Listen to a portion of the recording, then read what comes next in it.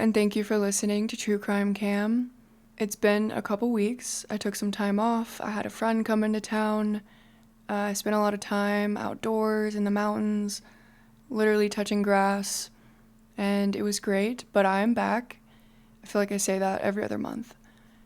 Anyways, this week we are looking at one of the oldest cold case disappearances in Fort Worth, Texas. 3 young girls vanished without a trace nearly 50 years ago. 17-year-old Mary Rachel Arnold Trlica, who went by Rachel, 14-year-old Lisa Renee Wilson, who went by Renee, and 9-year-old Julie Moseley, who went by Julie. People have a lot of different theories about this case, and it seems like there's no general consensus on how it all played out. So we're just going to jump right into it, and by the end of this episode, you might be leaning one way or another when you ask yourself, was this the work of a complete stranger? Was it someone they knew or trusted? Or did these girls leave on their own? We don't have the answers as of the time of this recording, but hopefully one day we will. Rachel Arnold and her sister Deborah Arnold had a special bond. They were both afraid of their hot-headed father, Raymond, who was dying of cancer and would never reach the age of 40. They also nearly married the same man, Tommy Trlica. Deborah was in high school when she met Tommy, a divorced father in his early 20s, who already had a 2-year-old son. The pair were briefly engaged, but Deborah claimed, quote, it wasn't a real engagement. It was during this relationship that Tommy met Deborah's younger sister, Rachel. And apparently this is where the real romance blossomed. Tommy and Rachel married in the summer of 1974, shortly before Rachel was set to start her senior year at Southwest High School. In December of that year, Deborah split from her boyfriend and decided to briefly move in with the newlywed couple. Despite having a romantic history with Tommy, her sister's current husband, he and Deborah both said there was no issues with this new living arrangement. Everything was perfectly fine.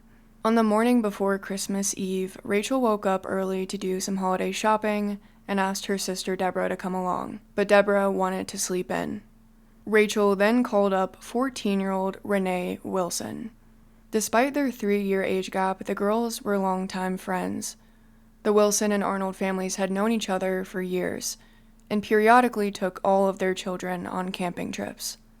Renee agreed to go shopping and shared the exciting news. Earlier that morning, after arriving to her grandmother's house, her boyfriend surprised her with a promise ring and vowed to love her forever. Terry was just 1 year older than Renee and lived across the street from Renee's grandmother's house. And because Renee spent a majority of her time there when her mother was at work, she grew close to Terry and all of the Moseley siblings. When Rachel arrived to pick up Renee, the girls asked Terry to tag along, but he too had other plans. His 9-year-old sister, Julie however, desperately wanted to join the older girls on this shopping trip, but she had to ask for permission first. Her mother recalled, quote, I remember that Julie called and wanted to go to Seminary South. I said, no, you don't have any money. You just stay home.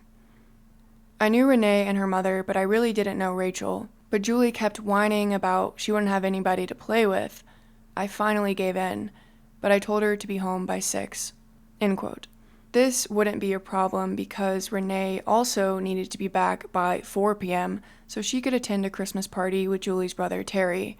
And of course she would want to be back by that point because he had just given her a promise ring that morning. So in Rachel's Oldsmobile 98, the trio set out shortly before noon. After a quick stop at the Army-Navy store to pick up some gifts, the girls finally arrived at Seminary South. Let's talk about the Seminary South Shopping Center for a little bit. It opened its doors in March of 1962. It stretched across 85 acres of land and sat at a busy intersection of Seminary Drive and South Freeway. 900,000 square feet of floor space and 45 acres of paved parking made it the largest shopping center in Texas, and the Southwest at the time. When more malls started popping up soon after, Seminary South couldn't compete. Sears sold to another company in 1985, and the center continued to lose all of its major stores by the late 90s. The name was changed to Fort Worth Town Center, and in 2004 changed a final time to La Gran Plaza de Fort Worth, and caters largely to a Hispanic clientele.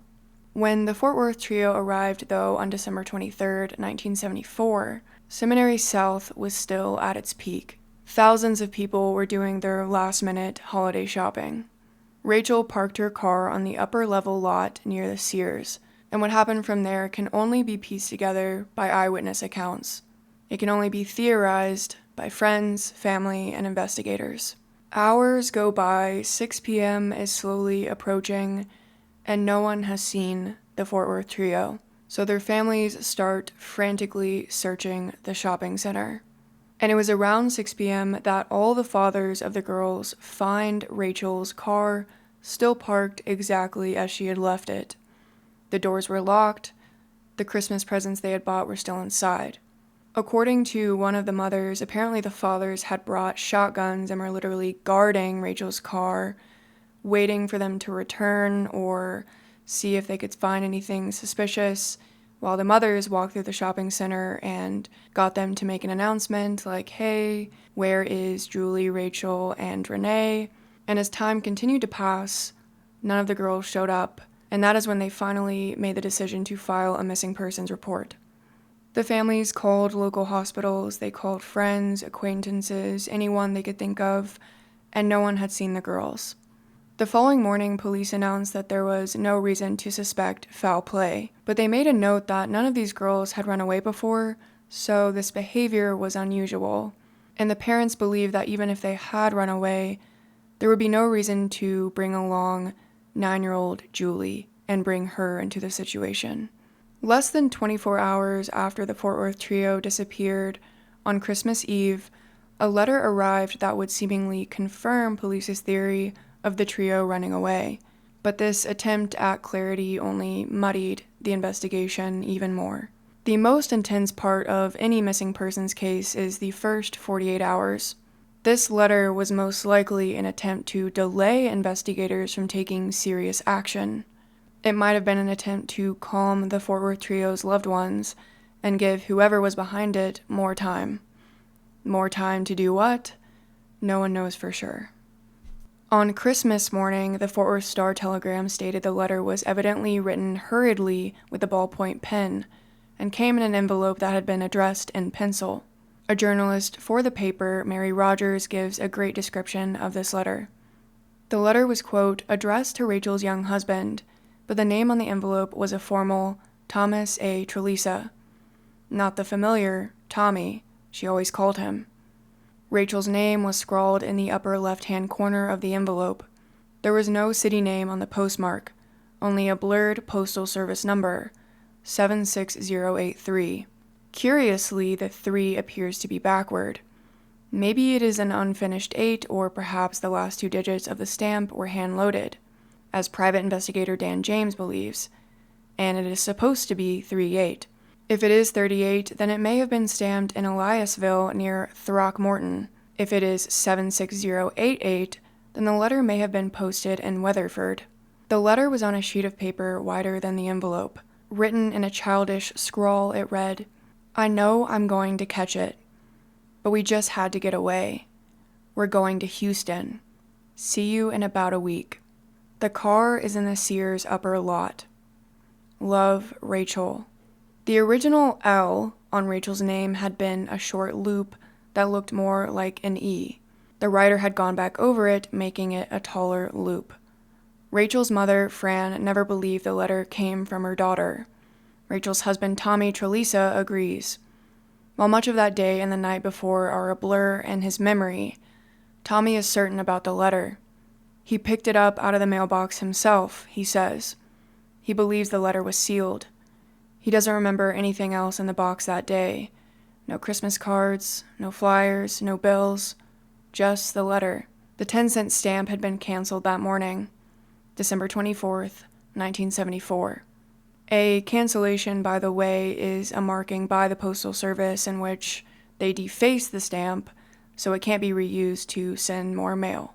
So the letter appeared to have gone through the Postal Service that morning after the trio disappeared. None of the girls' family members believed the letter was genuine.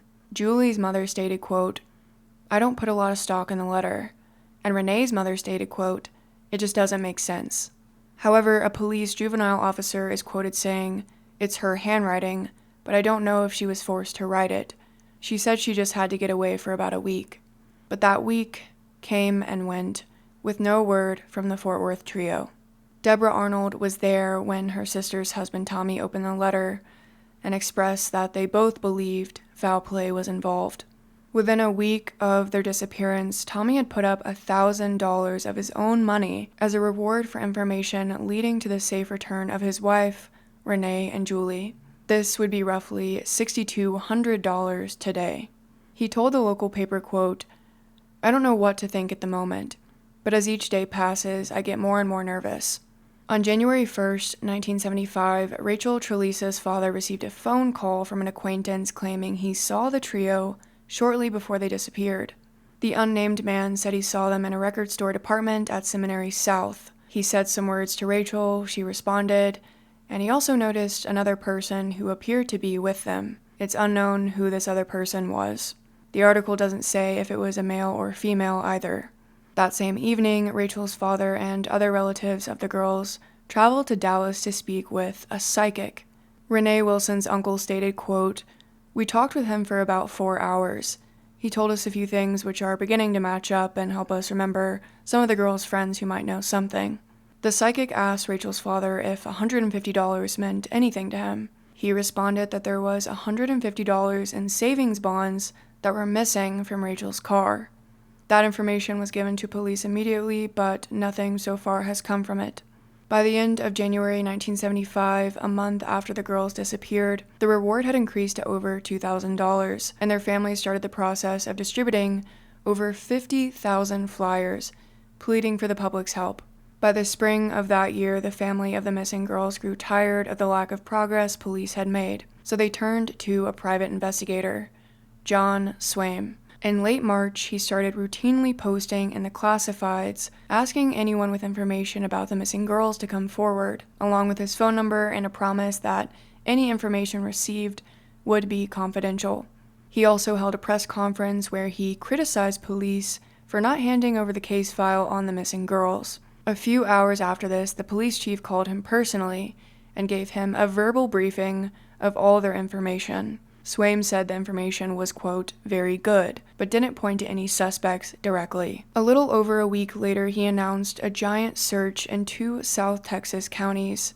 Swaim claimed he received a tip from an unnamed source that the Fort Worth girls had been killed and hidden beneath a bridge near Port Lavaca. It turns out that Fort Worth police had already received a similar tip in February, and a search had already been conducted. Swaim said that the water was still 2 or 3 feet deep at that point, making the previous search more difficult. After 6 hours of searching by over 100 volunteers, the search was called off. John Swaim told reporters that he now believes the girls may have willingly run away from home. In addition to this private investigator, the families turned to psychics for help. In August of 1975, the Fort Worth Star detailed some of their experiences with these psychics.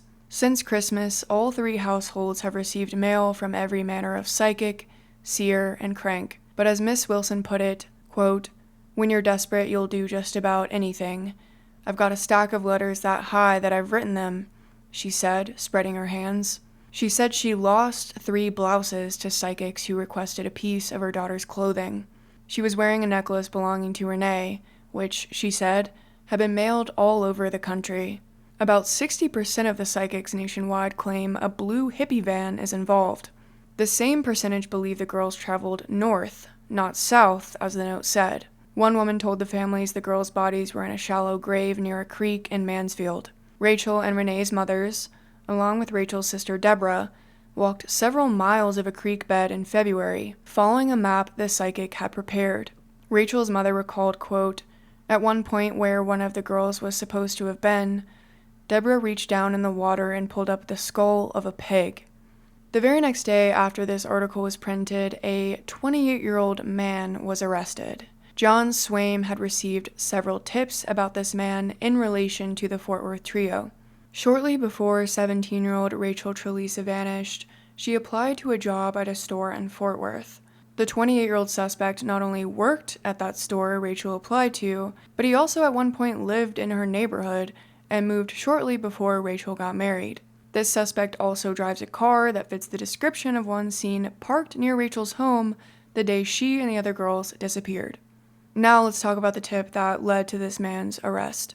A 15-year-old girl and her 18-year-old sister had been receiving obscene phone calls from someone the last 2 years. They didn't know who the man was until the 15-year-old convinced the man to give her his name and address. With confirmation of this man's identity, the parents of the girls contacted police and private detective John Swaim. I'm not sure if this family knew this suspect had some sort of connection to the Fort Worth trio case, or if they just wanted John Swaim to look into this guy for the safety of their daughters, but either way, Swaim starts looking into it. And that's when he learned that this suspect had harassed at least 6 women who applied to this job, the same job Rachel Trlica had applied to. All of these women were receiving obscene phone calls on a regular basis from the same 28-year-old suspect. Now knowing that this suspect had a connection to the Fort Worth trio, Detective Swaim sets up a devious plan. He gets this 15-year-old girl to set up a meeting at a shopping center in Fort Worth for 1 p.m. to trick this man into coming. A 28-year-old man meeting a 15-year-old girl is obviously a problem, but it would allow police to take him into custody and potentially question him about the Fort Worth trio. Swaim notified police about this plot, and he went to the shopping center with 2 of his own employees.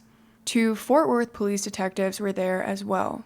The suspect at this point is an hour late, so the Fort Worth officers leave, thinking the meeting isn't going to happen. The suspect then ends up calling the 15-year-old girl, saying he was running late and that he'll be there by 2:30 p.m. The suspect arrived before police could come back, so Swaim and his men detained the 28-year-old until police could arrive. Fort Worth police eventually came back and they took the man into custody for investigation of harassment. And this 28-year-old man apparently already had a record. He'd received a 5-year probated sentence for indecent exposure, which means this man intentionally showed his genitals in public. Detective Swain told journalists that it appears this suspect was using his position at the store to obtain names and phone numbers of young women who applied for jobs or were listed as references on the applications. Police were supposed to give the man a polygraph test the following afternoon, but his lawyer was able to get him out of jail before that could take place. The suspect agreed to take the test at a later date, but I cannot confirm whether or not that actually took place. And apparently nothing would ever come of this suspect. Fast forward a few months to the 1-year anniversary of the Fort Worth trio's disappearance, December 23rd, 1975. There are no additional updates about the 28-year-old suspect, and John Swaim tells the Fort Worth Star-Telegram, quote, "We have no leads. It's as if they just vanished." Fort Worth police also confirm they have no new information to provide. Over the following months, the families of the girls and private detective Swaim took every single bit of information they received seriously. Renee Wilson's father is quoted saying, "After 15 or 16 months, you start checking out anything." In March of 1976, a man in Honolulu, Hawaii, who was described as a psycho and a nut, wrote a letter to the sheriff in Rising Star, Texas. In this letter, the man, quote, carefully described how the girl had been killed and placed in brush off Texas 26, 3 miles east of Rising Star. Rising Star is roughly 2 hours southwest of Fort Worth. The sheriff and roughly 40 officers conducted a 5.5-hour search of the area because this quote-unquote psychic made his identity known and wrote in such detail they couldn't not take it seriously. Detective Swaim thought it was completely absurd though, and it turns out he was right. This is what the sheriff had to say to the media after the failed search. Quote, "He said they were dumped out here near a gas well. He said they weren't buried. How he was supposed to know all of this, I don't know. He sounds to me like somebody who ought to be investigated. The only interesting things we found were some old animal bones. We also tried to find the gas well. There are no less than a dozen gas and oil wells around that place." End quote. 4 months after this failed search in July, the bones of 3 young individuals were found by an oil field worker in Alvin, Texas, about 4.5 hours south of Fort Worth. It was initially believed the bones belonged to a male aged 15 to 17, a female aged 10 to 13, and another female aged 10 to 13. It was later determined that all the bones were that of 3 females. Investigators would actually return to the site the bones were found in 1981, where they unearthed more bones that led to an identification. There is some conflicting reports on whether or not it was 2 or 3 girls, but it turns out that these bones did not belong to any girls in the Fort Worth Trio case. Fast forward to December 22nd, 1976. John Swaim holds a press conference with the mothers of all 3 girls at his side and provides an update on the case. And this is how Ken Hammond described the revelation for the Fort Worth Star. Quote, "Private Detective John Swaim today announced he has been contacted by a man acting as an intermediary for someone who may know the whereabouts of 3 young girls who disappeared from Fort Worth without a trace 2 years ago." Swaim said he had been asked by his contact to publish and broadcast an assurance by Tarrant County District Attorney Tim Curry that the informant would not be prosecuted. Swaim said he received Curry's assurance of no prosecution as long as the person or persons were not involved in any criminal act in relation to the disappearance of the girls. The information so far from the contact indicates that the girls are outside Tarrant County, but Swaim said it is not known whether they are alive or dead. Swaim and the mothers stated that they believe the girls are dead. Rachel's mother, Frances, is quoted saying, "We have now, after 2 years, come to the point we must accept the unbearable fact that our 3 girls have met with foul play and are no longer alive." She continued, "We all know that somewhere out there is a person that knows the location of our daughters, and we appeal to that person to contact Fort Worth Private Detective John Swaim or the Fort Worth Police Department and give them the location of our daughters. If you do not want to contact Mr. Swaim or the Fort Worth Police Department directly, write a letter or telephone a responsible person that does not know you and ask that person to relay the information to Mr. Swaim or the police department. It has been a long 2 years for us, and we are not interested in people being prosecuted or going to jail. We only hope someone will come forward with information that will lead us to where our girls are and put an end to this terrible nightmare of 2 years." For the next 3 years, the Fort Worth Trio case didn't have any new developments or leads and would only come back into the media spotlight under some distressing information. Private Detective John Swaim, who was hired by the girls' family to work on the case, had died. On October 19th, 1979, Swaim's landlord found him semi-conscious in his apartment around 2:30 in the afternoon. She called police, who responded and were told by Swaim that he didn't want to go to the hospital. Police confiscated a bottle of Quaaludes that Swaim had been washing down with whiskey before they were forced to leave. 9 hours later, Swaim's siblings went to his apartment after failing to reach him by phone. They found Detective Swaim lying on the floor of his living room, deceased. He had been dead for several hours. More pills and an empty whiskey bottle were found by his side. Relatives told police that he had been depressed about a divorce and business problems. He was 35 years old. Apparently, Swaim had been arrested a year prior for public intoxication by Fort Worth police and started a quote-unquote war with them because of it. Swaim, quote, went to the police station every night for several days, taking photographs of patrol cars illegally parked and insisting they be ticketed. A hearing had also been scheduled for the end of October to discuss possibly suspending John Swaim's detective license for improper advertisements in the Yellow Pages. Apparently, Swaim was not listing his principal business address in the Yellow Pages, which is required by state law. 4 complaints about Swaim's behavior had also been filed to the board, but he was never found guilty of any charges. A detective who investigated these complaints never found solid proof, but said, quote, "It was rumored throughout the industry that Swaim was not above bugging a telephone or burglarizing a private residence." And they included a story where Detective John Swaim had in fact went inside a woman's apartment and did so pretty much illegally, but they couldn't, for a fact, determine that he had done so illegally. So Swaim definitely went above the law, and some of his behavior was shady, but he did put all of his effort into solving the Fort Worth Trio case. Whether or not he was trying to solve it out of the goodness of his heart or to ultimately get a career boost is still up in the air.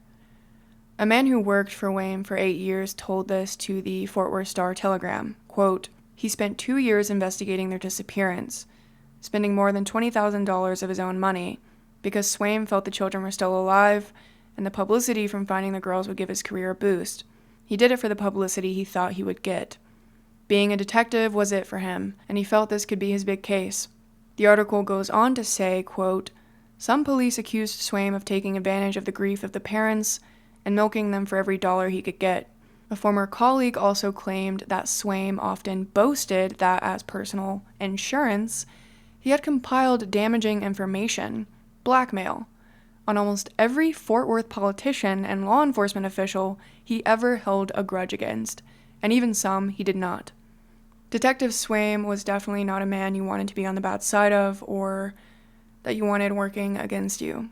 His death was initially believed to be an accidental overdose, but eventually it was ruled as a suicide.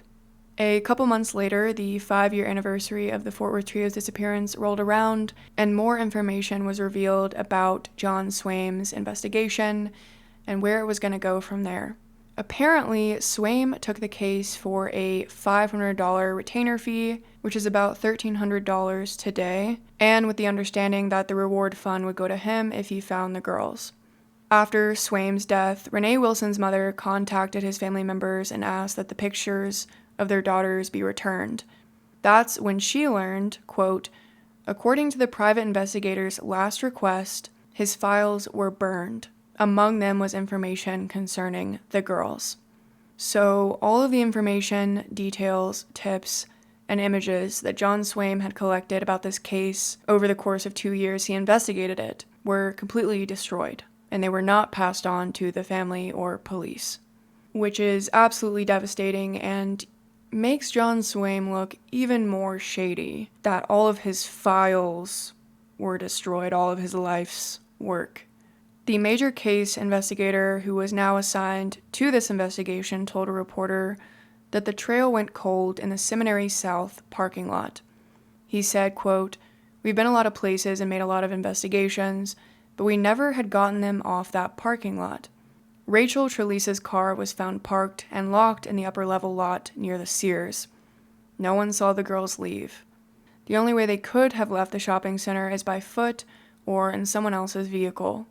The only clue police have of that being a possibility is a secondhand account from a store clerk. Quote, the woman told the store clerk she saw 3 girls being forced into a yellow pickup near the Buddy's store at the center. She described the truck as having lights on top of it." End quote. Police were never able to locate the woman who told this story to the clerk, so they weren't able to ask her any additional questions. So that the story the clerk had was everything they could go off of, which was essentially not much. The theory that these young girls were abducted by a stranger is what most people believed at the time, especially Rachel's mother, who said, quote, "A lot of people think they left with somebody they knew, but I'll always think, until the day I die, that these girls were taken."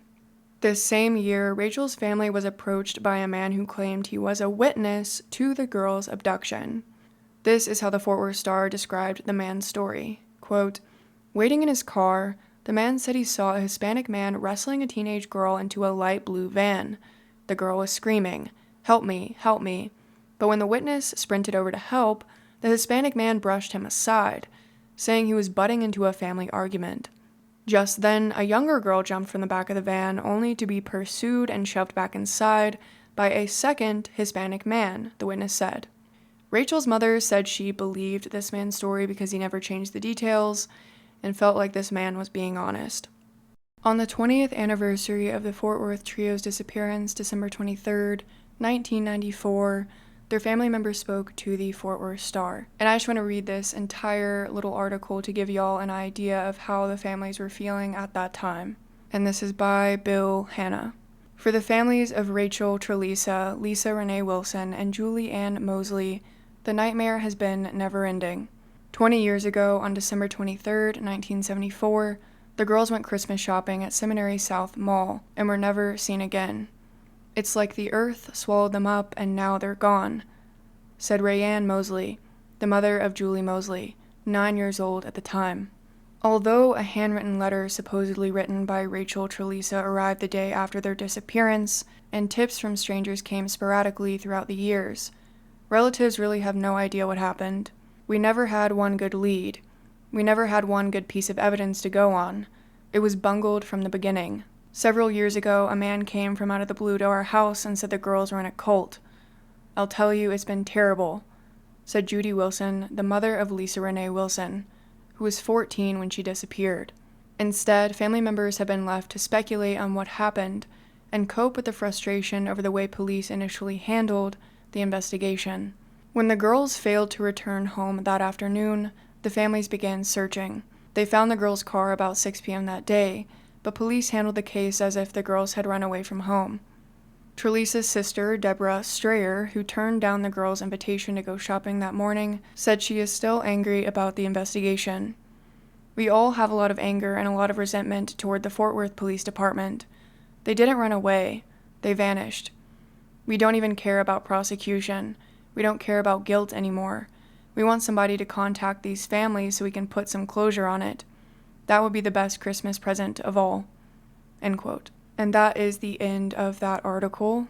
5 years later, in November of 1999, a local private investigator offered a $25,000 reward for information leading to the arrest and conviction in this case.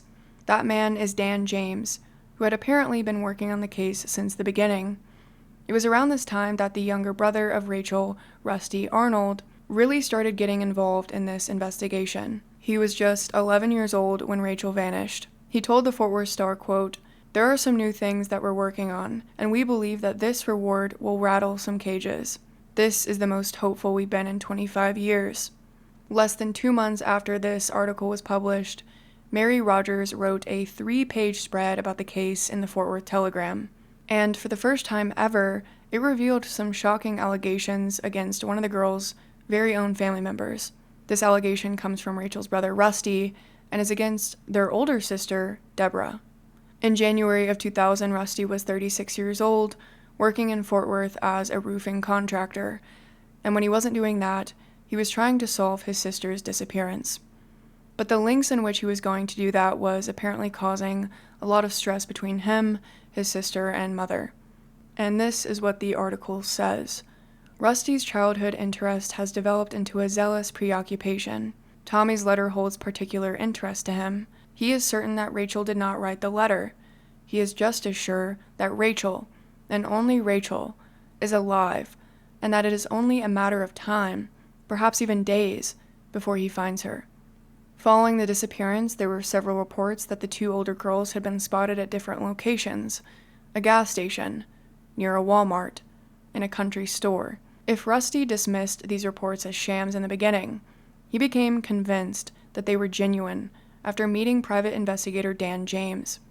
And that is the investigator who put up the new $25,000 reward for the case months prior, which is, as of today, no longer available. James says he has been following the case since 1975. Rusty met him 20 years later. Rusty found James's name in a random search of the Yellow Pages as he looked for a private investigator. To Rusty's surprise, James already knew plenty about the case.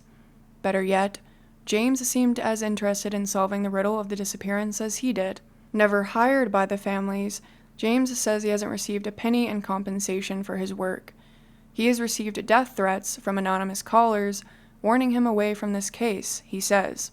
According to James, several credible witnesses say they've spotted Rachel since the disappearance. One was in 1998 around Christmas, he says. Rusty and James believe that Rachel visits Fort Worth during Christmas season each year.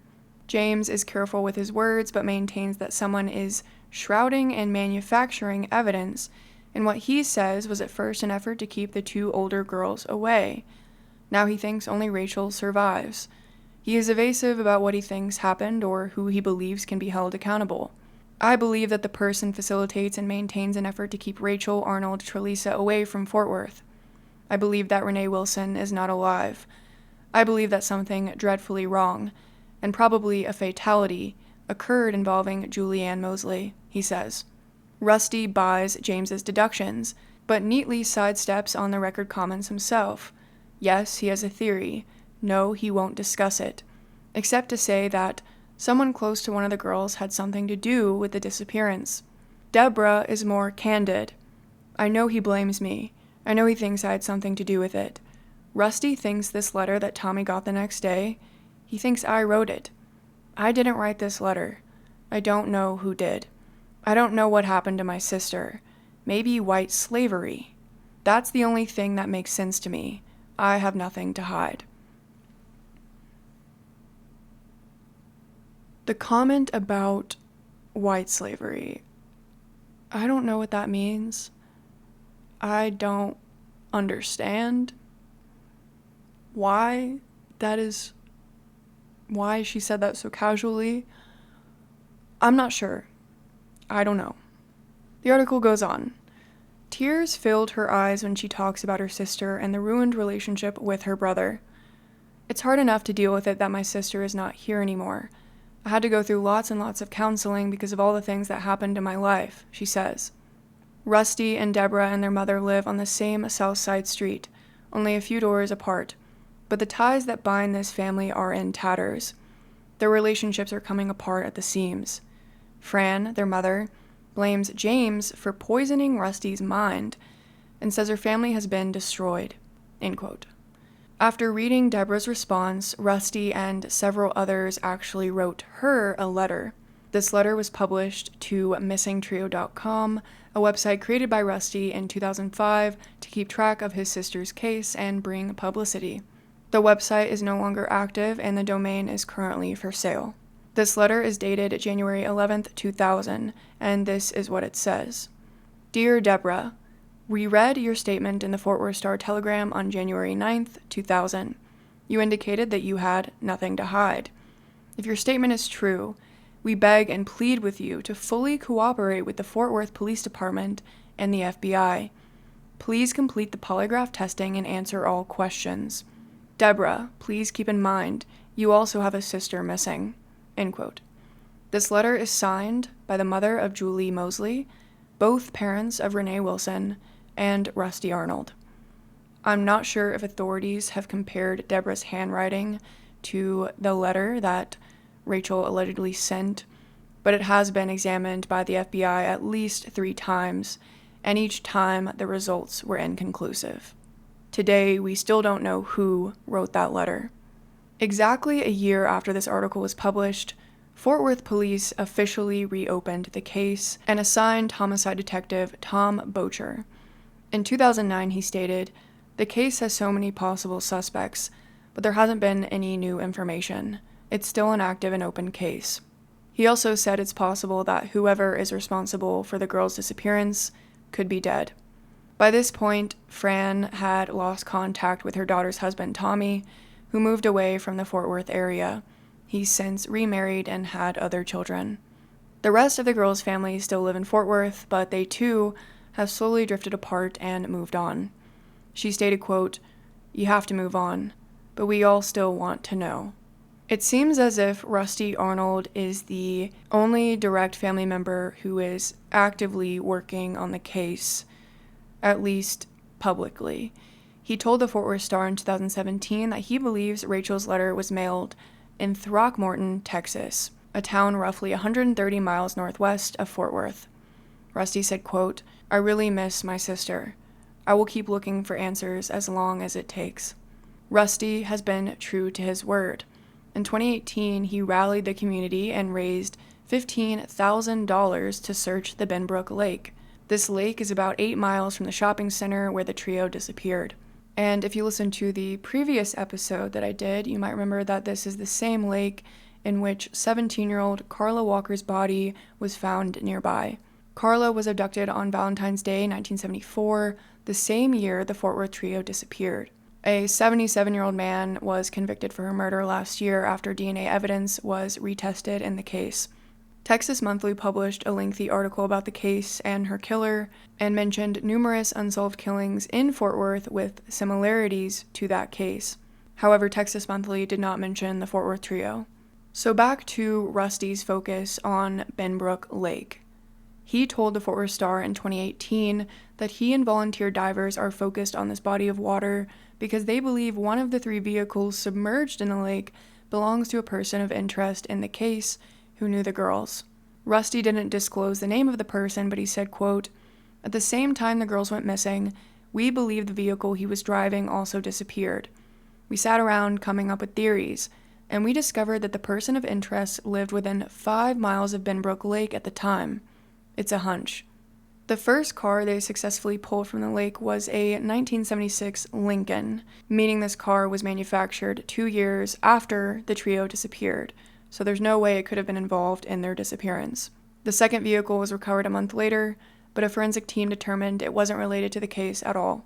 2 years later, in July of 2020, they determined that the third car was too fragile to pull out of the lake because it would break apart. They decided to search the vehicle themselves instead at the bottom of the lake, but nothing of substance was found. Rusty is quoted saying, "I'm not surprised. I'm used to being let down like that. As long as we got something else to do, I'm going to do it." Rusty and volunteers have decided to search several other lakes that could be related to the case. As of November 2022, Frances Langston, the mother of Rachel, is the last surviving parent of the Fort Worth trio. This December 23rd will mark 49 years since the Fort Worth trio vanished. And despite it being nearly 50 years since the girls disappeared, it seems like we're not even one step closer to finding out what really happened. Thank you all so much for listening to this episode, and a special shout out to the new Patreon members, Esperanza S. and Sig T. Thank you all for becoming Patreon members. If you want to hear about recent cases in the news, I talk a lot about that on my Instagram and TikTok at TrueCrimeCam. And if you're on Spotify or YouTube, please leave a comment on what case you want me to cover next. Thank you all so much for listening again, and I hope you all have a good day, evening, or night. Goodbye.